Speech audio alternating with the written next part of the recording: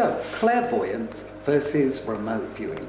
What's the differences? Are there many differences? Well, there are a couple of differences.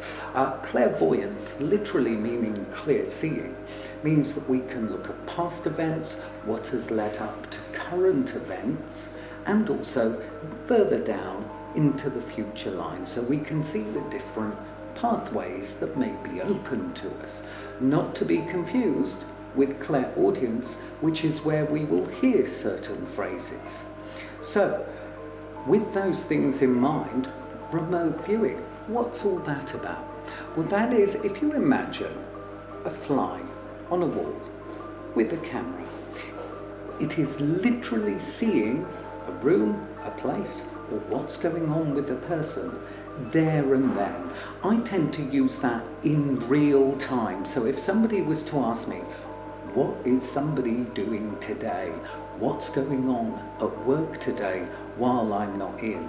It's almost like being a fly on the wall, where you sort of transport part of your own self into that very space.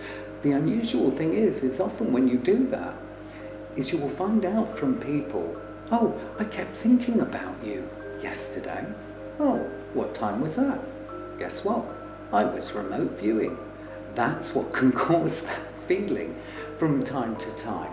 But what it lets you know is where we are now, and then we'll use the clairvoyance to go further down the timeline to see what pathways, what is currently going on, will give us. Remote viewing also very, very useful if you have lost something.